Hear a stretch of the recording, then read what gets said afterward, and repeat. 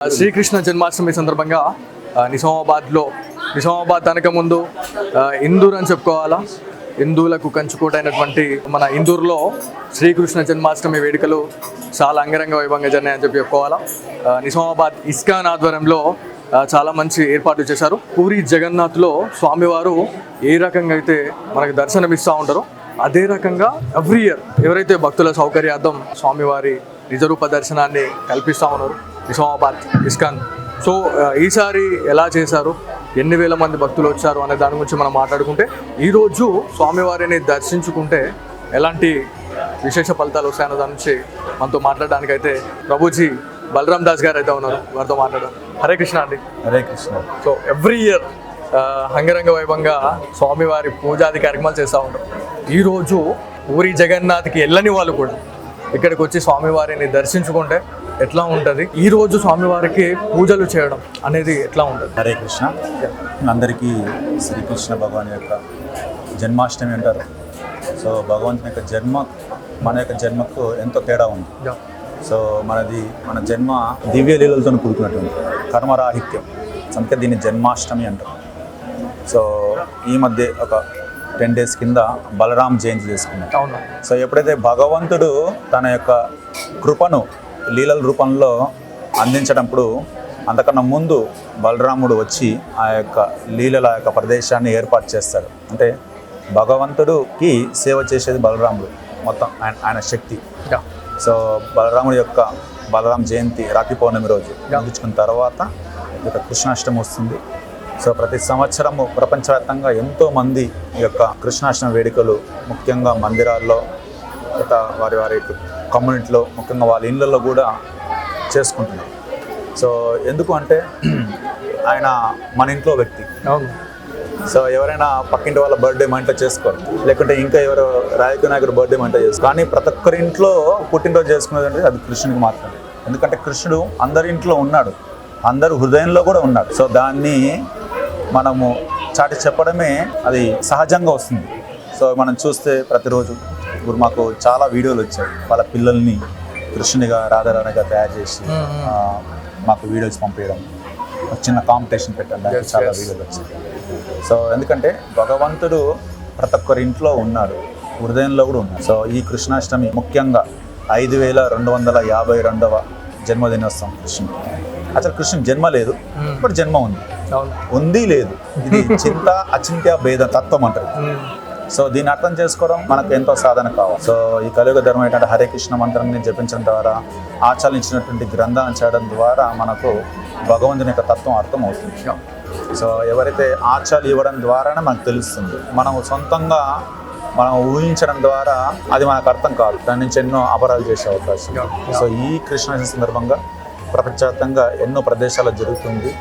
So ఇక్కడ దాన్ని పురస్కరించుకొని నిజామాబాద్లో సో 5వ తేదీ నుంచి కార్యక్రమాలు మొదలయ్యాయి.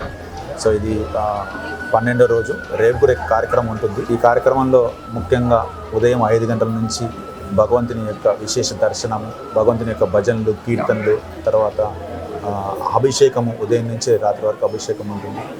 సో అన్నదాన కార్యక్రమం, ప్రసాద వితరణం, రాత్రి 12 గంటలకు విశేషంగా స్వామికి అభిషేకం, మహాఆరతి ఉంటుంది. మరియు రేపు శిల ప్రభుపాల వారి యొక్క పుట్టినరోజు. సో ఆచార్య ఈ కృష్ణుని ప్రపంచవ్యాప్తంగా సముద్రాలకు దాటి తీసుకెళ్ళినటువంటి వ్యక్తి ఒకే ఒక వ్యక్తి ఉన్నారు, ఆయన శిల ప్రభుపాద.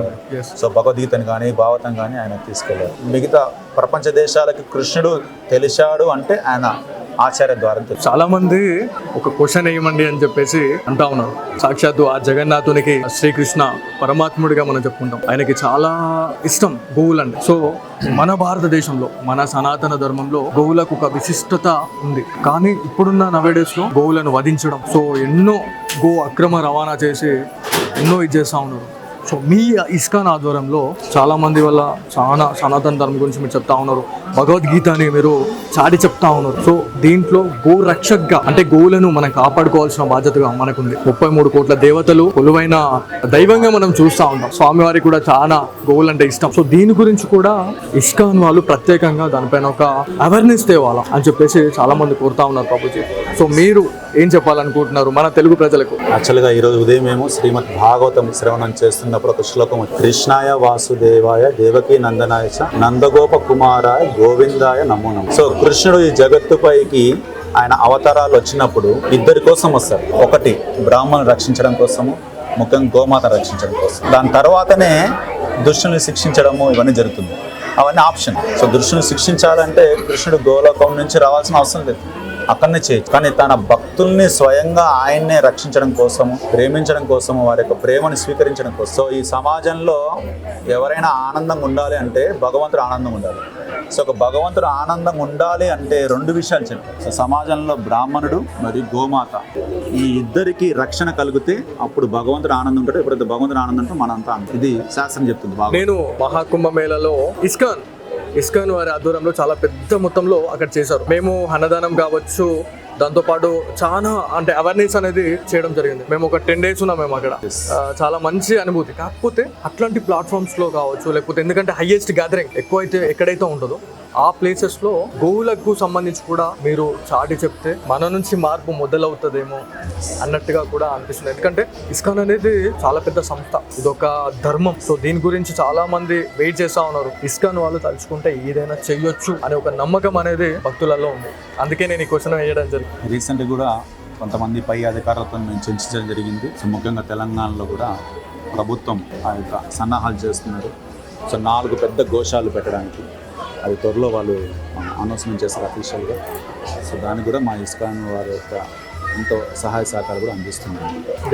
సో భవిష్యత్తులో కూడా నిజామాబాద్లో చాలా గోశాలలు ఉన్నాయి. సో కృష్ణునికి సంతృప్తిపరిచేటటువంటి విధంగా గోమాతను ఏ రకంగా మనము సేవనివ్వాలనేది కూడా ఇస్కాన్ వాళ్ళు ప్రపంచవ్యాప్తంగా చెప్తున్నారు. సో ఇప్పుడు మనం చూస్తే ఇస్కాన్ వాళ్ళు ముఖ్యంగా గో ఆధారిత వ్యవసాయము, గో సంబంధించినటువంటి ఆవు పేడ, ఆవు పాలు, ఆవు మూత్రంతో సంబంధించిన చేసినటువంటి వస్తువుల్ని వాడుతున్నారు. అవి ఎందుకంటే అవి వాడడం ద్వారా మన ఆరోగ్యం బాగుంటుంది, గోమాత రక్షించబడుతుంది. సో మేము ఎవరికైతే గోమాత ఆధారిత వ్యవసాయం చేస్తాం వాళ్ళందరినీ ప్రోత్సహిస్తూ గోశాల నుంచి వాళ్ళకి చెప్పి వీళ్ళు గోమాత వ్యవసాయం చేస్తున్నారు అని మేము వాళ్ళకి రికమెండ్ చేసి కూడా మేము వాళ్ళకి ఫ్రీగా ఇప్పిస్తున్నాం. చాలా మంది ప్రభుజీ అవేర్నెస్ వచ్చింది, రాలేదో అని చెప్పడం కాదు, ఇంకా రావాలా అని చెప్పేసి చాలా మంది హిందూ బంధువులు కోరుతా ఉన్నారు. సో మెయిన్గా గో సేవ చేయడం వల్ల ఎలాంటి ఫలితాలు ఉంటాయి అనే దాని గురించి. సో యాక్చువల్గా గో సేవ చేయాలంటే, గో సేవ అంటే వేదం ఏం చెప్తుందంటే ఆవు ఎప్పుడైతే సహజంగా పొలాల వైపు తిరుగుతుందో అప్పుడు ఆనందం ఉంటుంది. కానీ మన ఆవుని ఒక షెడ్లో కట్టేస్తే అది గోసేవ కాదు. సో ఆవుని స్వచ్ఛంగా వదిలేసి, సో మనల్ని మెడకు తాడేసి ఒక కర్ర కట్టామనుకోండి మనం ఆనందం ఉండదు. సో గోసేవ అంటే గో ఆనందం ఉండదు. ఒక ఆవుకి 1 ఎకరం యాక్చువల్గా వైదిక శాస్త్రం ఉంది. ఒక ఆవుకి 1 ఎకరం సరిపోతుంది. పూర్వము ఒక విలేజ్ ఉంటే విలేజ్కి 4 ఇంతలు గోచర భూములు ఉండేవి. ఇప్పుడు చెరాయి భూములు ఉంటాయి. అవునండి. సో గోమాత ఎప్పుడైతే ఆనందంగా ఉంటుందో ఆ ఊరు సుభిక్షంగా ఉంటుంది. సో ఎందుకంటే ముఖ్యంగా కృష్ణునికి గోమాత అంటే ఇష్టం. అవును. కృష్ణుని సంతృప్తి పరచాలంటే గోమాత ద్వారా కూడా సంతృప్తి పరచాలి. చాలా మంచి విషయం. దాంతోపాటు 3rd year ఇది 3వ సంవత్సరం చాలా పెద్ద మొత్తంలో ఇక్కడ చాలా మంచి చేయడం జరుగుతూ ఉంది. ఎక్కడెక్కడ నుంచి వస్తున్నారు ప్రభుజీ భక్తులు అనే దాని గురించి. సో మేము ఇక్కడ నిజామాబాద్లో మొదలుపెట్టి సుమారుగా 18 సంవత్సరాల నుంచి చేస్తున్నాము. ఈ ఏరియాకి రావడం అంటే మేము మాకు 3rd year పర్మనెంట్ ప్లేస్ లేదు. సో టెంపరీగానే ఇక్కడ లీజ్ తీసుకొని చేస్తున్నాము. ఇక్కడ 3వ జన్మాష్టమి కార్యక్రమం చేస్తున్నాం ఇక్కడ. సో మొదట్లో మేము ఫంక్షన్లో చేసేవాళ్ళము, అంత పెద్ద రెస్పాన్స్ రాకపోతే వర్షాకాలం వల్ల. సో తర్వాత మా భక్తుల్లో ఇక్కడనే చేస్తే బాగుంటుంది నిర్ణయంతో మా మందిరంలోని 13 రోజుల కార్యక్రమం. సో ప్రతిరోజు ఒక ఉత్సవంలా చేస్తున్నాము. సో సుమారుగా దాదాపుగా చుట్టుపక్కల ఉన్నటువంటి విలేజ్లు, ఒక స్ట్రీట్లో వాళ్ళందరూ వచ్చి ఇక్కడ ముఖ్యంగా ఇక్కడ ఉన్నటువంటి హాస్టల్స్ యూత్ వచ్చి ఈ యొక్క హరే కృష్ణ మంత్రము. సో ఈరోజు భగవంతుని సంతృప్తి పరచాలి అంటే మీరు అన్నట్టుగా గోసేవ చేయాలి, భగవంతుని నామాన్ని జపించాలి. సో చేయాల్సిన ముఖ్య విషయం. శ్రీకృష్ణ జన్మాష్టమి సందర్భంగా నిజామాబాద్ తనక ముందు ఇందూర్ అని చెప్పుకోవాలా, హిందువులకు కంచుకోటైనటువంటి మన ఇందూరులో శ్రీకృష్ణ జన్మాష్టమి వేడుకలు చాలా అంగరంగ వైభవంగా జరిగాయని చెప్పి చెప్పుకోవాలా. నిజామాబాద్ ఇస్కాన్ ఆధ్వర్యంలో చాలా మంచి ఏర్పాటు చేశారు. పూరి జగన్నాథ్లో స్వామివారు ఏ రకంగా అయితే మనకి దర్శనమిస్తూ ఉంటారో అదే రకంగా ఎవ్రీ ఇయర్ ఎవరైతే భక్తుల సౌకర్యార్థం స్వామివారి నిజరూప దర్శనాన్ని కల్పిస్తూ ఉన్నారు నిజామాబాద్ ఇస్కాన్. సో ఈసారి ఎలా చేశారు, ఎన్ని వేల మంది భక్తులు వచ్చారు అనే దాని గురించి మనం మాట్లాడుకుంటే, ఈరోజు స్వామివారిని దర్శించుకుంటే ఎలాంటి విశేష ఫలితాలు వస్తాయన్న దాని నుంచి మనతో మాట్లాడడానికైతే ప్రభుజీ బలరామ్ దాస్ గారు అయితే ఉన్నారు, వారితో మాట్లాడారు. హరే కృష్ణ అండి. Hare Krishna. So every year అంగరంగ వైభవంగా స్వామివారి పూజాది కార్యక్రమాలు చేస్తూ ఉంటారు. ఈరోజు పూరి జగన్నాథ్కి వెళ్ళని వాళ్ళు కూడా ఇక్కడికి వచ్చి స్వామివారిని దర్శించుకుంటే ఎట్లా ఉంటుంది, ఈరోజు స్వామివారికి పూజలు చేయడం అనేది ఎట్లా ఉంటుంది? హరే కృష్ణ. అందరికీ శ్రీకృష్ణ భగవాన్ యొక్క జన్మాష్టమి అంటారు. సో భగవంతుని యొక్క జన్మ మన యొక్క జన్మకు ఎంతో తేడా ఉంది. సో మన జన్మ దివ్య లీలలతో కూడుకున్నటువంటి కర్మరాహిత్యం, అందుకే దీన్ని జన్మాష్టమి అంటారు. సో ఈ మధ్య ఒక 10 days కింద బలరాం జయంతి చేసుకున్నాం. సో ఎప్పుడైతే భగవంతుడు తన యొక్క కృపను లీలల రూపంలో అందించటప్పుడు, అంతకన్నా ముందు బలరాముడు వచ్చి ఆ యొక్క లీలల యొక్క ప్రదేశాన్ని ఏర్పాటు చేస్తాడు. అంటే భగవంతుడికి సేవ చేసేది బలరాముడు, మొత్తం ఆయన శక్తి. సో బలరాం జయంతి రాఖీ పౌర్ణమి రోజు ముగించుకున్న తర్వాత ఇక కృష్ణాష్టమి వస్తుంది. సో ప్రతి సంవత్సరము ప్రపంచవ్యాప్తంగా ఎంతోమంది ఈ యొక్క కృష్ణాష్టమి వేడుకలు ముఖ్యంగా మందిరాల్లో, వారి కమ్యూనిటీలో, ముఖ్యంగా వాళ్ళ ఇళ్ళల్లో కూడా చేసుకుంటున్నారు. సో ఎందుకు అంటే ఆయన మన ఇంట్లో వ్యక్తి. సో ఎవరైనా పక్కింటి వాళ్ళ బర్త్డే మా ఇంట్లో చేసుకోరు, లేకుంటే ఇంకా ఎవరు రాజకీయ నాయకుడు బర్త్డే మా ఇంట్లో చేసుకోరు. కానీ ప్రతి ఒక్కరి ఇంట్లో పుట్టినరోజు చేసుకునేది అంటే అది కృష్ణుడికి మాత్రమే. ఎందుకంటే కృష్ణుడు అందరి ఇంట్లో ఉన్నాడు, అందరు హృదయంలో కూడా ఉన్నాడు. సో దాన్ని మనము చాటి చెప్పడమే అది సహజంగా వస్తుంది.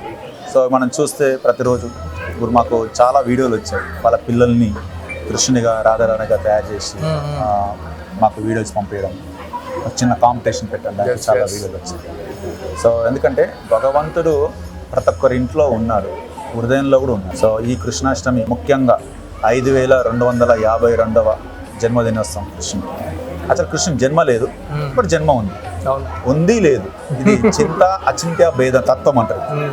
సో దీన్ని అర్థం చేసుకోవడం మనకు ఎంతో సాధన కావాలి. సో ఈ కలియుగ ధర్మం ఏంటంటే హరే కృష్ణ మంత్రాన్ని జపించడం ద్వారా, ఆచరించినటువంటి గ్రంథాన్ని చేయడం ద్వారా మనకు భగవంతుని యొక్క తత్వం అర్థం అవుతుంది. సో ఎవరైతే ఆచార్యులు ఇవ్వడం ద్వారానే మనకు తెలుస్తుంది. మనం సొంతంగా మనం ఊహించడం ద్వారా అది మనకు అర్థం కాదు, దాని నుంచి ఎన్నో అపరాధాలు చేసే అవకాశం. సో ఈ కృష్ణాష్టమి సందర్భంగా ప్రపంచవ్యాప్తంగా ఎన్నో ప్రదేశాల్లో జరుగుతుంది. సో ఇక్కడ దాన్ని పురస్కరించుకొని నిజామాబాద్లో సో 5వ తేదీ నుంచి కార్యక్రమాలు మొదలయ్యాయి. సో ఇది 12వ రోజు, రేపు కూడా కార్యక్రమం ఉంటుంది. ఈ కార్యక్రమంలో ముఖ్యంగా ఉదయం 5 గంటల నుంచి భగవంతుని యొక్క విశేష దర్శనము, భగవంతుని యొక్క భజనలు, కీర్తనలు, తర్వాత అభిషేకము, ఉదయం నుంచి రాత్రి వరకు అభిషేకం ఉంటుంది. సో అన్నదాన కార్యక్రమం, ప్రసాద వితరణం, రాత్రి 12 గంటలకు విశేషంగా స్వామికి అభిషేకం, మహాఆరతి ఉంటుంది. మరియు రేపు శిల ప్రభుపాల వారి యొక్క పుట్టినరోజు. సో ఆచార్య ఈ కృష్ణుణ్ణి ప్రపంచవ్యాప్తంగా సముద్రాలకు దాటి తీసుకెళ్ళినటువంటి వ్యక్తి ఒకే ఒక వ్యక్తి ఉన్నారు, ఆయన శిల ప్రభుపాద. సో భగవద్గీతని కానీ భాగవతం కానీ ఆయన తీసుకెళ్ళారు. మిగతా ప్రపంచ దేశాలకి కృష్ణుడు తెలిసాడు అంటే ఆయన ఆచార్య ద్వారా. చాలా మంది ఒక క్వశ్చన్ వేయమండి అని చెప్పేసి అంటా ఉన్నారు. సాక్షాత్తు ఆ జగన్నాథునికి శ్రీకృష్ణ పరమాత్ముడిగా మనం చెప్పుకుంటాం. ఆయనకి చాలా ఇష్టం గోవులు అంటే. సో మన భారతదేశంలో, మన సనాతన ధర్మంలో గోవులకు ఒక విశిష్టత ఉంది. కానీ ఇప్పుడున్న నవేడేస్ లో గోవులను వధించడం, సో ఎన్నో గో అక్రమ రవాణా చేసి ఎన్నో ఇది చేస్తూ ఉన్నారు. సో మీ ఇస్కాన్ ఆధ్వర్యంలో చాలా మంది వల్ల చాలా సనాతన ధర్మం గురించి మీరు చెప్తా ఉన్నారు, భగవద్గీతని మీరు చాటి చెప్తా ఉన్నారు. సో దీంట్లో గో రక్షక్గా, అంటే గోవులను మనం కాపాడుకోవాల్సిన బాధ్యతగా మనకుంది. 33 కోట్ల దేవతలు కొలువైన దైవంగా మనం చూస్తూ ఉంటాం. స్వామివారికి కూడా చాలా గోవులు అంటే ఇష్టం. సో దీని గురించి కూడా ఇస్కాన్ వాళ్ళు ప్రత్యేకంగా దానిపైన ఒక అవేర్నెస్ తేవాలా అని చెప్పేసి చాలా మంది కోరుతా ఉన్నారు ప్రభుజీ. సో మీరు ఏం చెప్పాలనుకుంటున్నారు మన తెలుగు ప్రజలకు? యాక్చువల్గా ఈరోజు ఉదయం మేము శ్రీమద్ భాగవతం శ్రవణం చేస్తున్నప్పుడు ఒక శ్లోకం, కృష్ణాయ వాసుదేవాయ దేవకీ నందనాయ నందగోప కుమారాయ గోవిందాయ నమో నమః. సో కృష్ణుడు ఈ జగత్తుపైకి ఆయన అవతారాలు వచ్చినప్పుడు ఇద్దరి కోసం వస్తారు. ఒకటి బ్రాహ్మణులు రక్షించడం కోసము, ముఖ్యంగా గోమాత రక్షించడం కోసం. దాని తర్వాతనే దుష్టుల్ని శిక్షించడము ఇవన్నీ జరుగుతుంది. అవన్నీ ఆప్షన్. సో దుష్టుని శిక్షించాలంటే కృష్ణుడు గోలోకం నుంచి రావాల్సిన అవసరం లేదు, అక్కడనే చేయొచ్చు. కానీ తన భక్తుల్ని స్వయంగా ఆయన్నే రక్షించడం కోసము, ప్రేమించడం కోసము, వారి యొక్క ప్రేమను స్వీకరించడం కోసం. సో ఈ సమాజంలో ఎవరైనా ఆనందంగా ఉండాలి అంటే భగవంతుడు ఆనందంగా ఉండాలి. సో ఒక భగవంతుడు ఆనందంగా ఉండాలి అంటే రెండు విషయాలు చెప్పారు. సో సమాజంలో బ్రాహ్మణుడు మరియు గోమాత ఈ ఇద్దరికి రక్షణ కలిగితే అప్పుడు భగవంతుడు ఆనందం ఉంటాడు. ఎప్పుడైతే భగవంతుడు ఆనందం ఉంటే మనంతా ఆనందం. ఇది శాస్త్రం చెప్తుంది. నేను మహాకుంభమేళలో ఇస్కాన్ వారి ఆధ్వర్యంలో చాలా పెద్ద మొత్తంలో అక్కడ చేశారు. మేము అన్నదానం కావచ్చు, దాంతోపాటు చాలా అంటే అవేర్నెస్ అనేది చేయడం జరిగింది. మేము ఒక 10 days ఉన్నాం మేము అక్కడ. చాలా మంచి అనుభూతి. కాకపోతే అట్లాంటి ప్లాట్ఫామ్స్ లో కావచ్చు, లేకపోతే ఎందుకంటే హైయెస్ట్ గ్యాదరింగ్ ఎక్కువైతే ఎక్కడైతే ఉంటుందో ఆ ప్లేసెస్ లో గోవులకు సంబంధించి కూడా మీరు చాటి చెప్తే మన నుంచి మార్పు మొదలవుతుందేమో అన్నట్టుగా కూడా అనిపిస్తుంది. ఎందుకంటే ఇస్కాన్ అనేది చాలా పెద్ద సంస్థ, ఇదొక ధర్మం. సో దీని గురించి చాలా మంది వెయిట్ చేస్తా ఉన్నారు. ఇస్కాన్ వాళ్ళు తలుచుకుంటే ఏదైనా చెయ్యొచ్చు అనే ఒక నమ్మకం అనేది భక్తులలో ఉంది. అందుకే నేను ఈ క్వశ్చన్ వేయడం జరిగింది. రీసెంట్గా కూడా కొంతమంది పై అధికారులతో మేము చర్చించడం జరిగింది. సో ముఖ్యంగా తెలంగాణలో కూడా ప్రభుత్వం ఆ యొక్క సన్నాహాలు చేస్తున్నారు. సో 4 పెద్ద గోశాలు పెట్టడానికి అది త్వరలో వాళ్ళు అనౌన్స్మెంట్ చేస్తారు అఫీషియల్గా. సో దానికి కూడా మా ఇస్కాన్ వారి యొక్క ఎంతో సహాయ సహకారాలు కూడా అందిస్తున్నారు.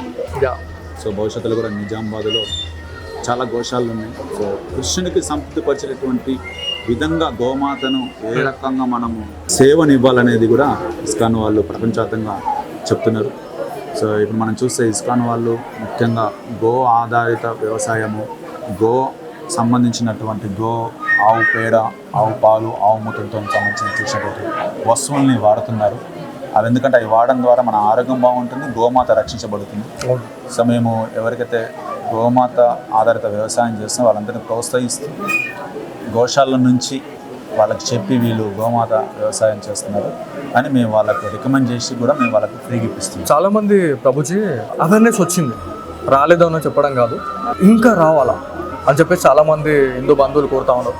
సో మెయిన్గా గో సేవ చేయడం వల్ల ఎలాంటి ఫలితాలు ఉంటాయి అనే దాని గురించి. సో యాక్చువల్గా గో సేవ చేయాలంటే, గో సేవ అంటే వేదం ఏం చెప్తుందంటే ఆవు ఎప్పుడైతే సహజంగా పొలాల వైపు తిరుగుతుందో అప్పుడు ఆనందంగా ఉంటుంది. కానీ మన ఆవుని ఒక షెడ్లో కట్టేస్తే అది గోసేవ కాదు. సో ఆవుని స్వచ్ఛంగా వదిలేసి, సో మనల్ని మెడకు తాడేసి ఒక కర్ర కట్టామనుకోండి మనం ఆనందంగా ఉండలేదు. సో గోసేవ అంటే గో ఆనందం ఉండాలి. ఒక ఆవుకి 1 ఎకరం యాక్చువల్గా వైదిక శాస్త్రం ఉంది. ఒక ఆవుకి 1 ఎకరం సరిపోతుంది. పూర్వము ఒక విలేజ్ ఉంటే విలేజ్కి 4 ఇంతలు గోచర భూములు ఉండేవి, ఇప్పుడు చెరాయి భూములు ఉంటాయి. అవునండి. సో గోమాత ఎప్పుడైతే ఆనందంగా ఉంటుందో ఆ ఊరు సుభిక్షంగా ఉంటుంది. సో ఎందుకంటే ముఖ్యంగా కృష్ణునికి గోమాత అంటే ఇష్టం. అవును, కృష్ణుని సంతృప్తి పరచాలంటే గోమాత ద్వారా కూడా సంతృప్తి పరచాలి. చాలా మంచి విషయం. దాంతోపాటు 3rd year ఇది 3వ సంవత్సరం చాలా పెద్ద మొత్తంలో ఇక్కడ చాలా మంచి చేయడం జరుగుతూ ఉంది. ఎక్కడెక్కడ నుంచి వస్తున్నారు ప్రభుజీ భక్తులు అనే దాని గురించి. సో మేము ఇక్కడ నిజామాబాద్లో మొదలుపెట్టి సుమారుగా 18 సంవత్సరాల నుంచి చేస్తున్నాము. ఈ ఏరియాకి రావడం అంటే మేము మాకు 3rd year పర్మనెంట్ ప్లేస్ లేదు. సో టెంపరీగానే ఇక్కడ లీజ్ తీసుకొని చేస్తున్నాము. ఇక్కడ 3వ జన్మాష్టమి కార్యక్రమం చేస్తున్నాం ఇక్కడ. సో మొదట్లో మేము ఫంక్షన్లో చేసేవాళ్ళము, అంత పెద్ద రెస్పాన్స్ రాకపోతే వర్షాకాలం వల్ల. సో తర్వాత మా భక్తుల్లో ఇక్కడనే చేస్తే బాగుందని నిర్ణయంతో మా మందిరంలోనే 13 రోజుల కార్యక్రమం. సో ప్రతిరోజు ఒక ఉత్సవంలా చేస్తున్నాము. సో సుమారుగా దాదాపుగా చుట్టుపక్కల ఉన్నటువంటి విలేజ్లు, స్ట్రీట్లో వాళ్ళందరూ వచ్చి ఇక్కడ ముఖ్యంగా ఇక్కడ ఉన్నటువంటి హాస్టల్స్ యూత్ వచ్చి ఈ యొక్క హరే కృష్ణ మంత్రము.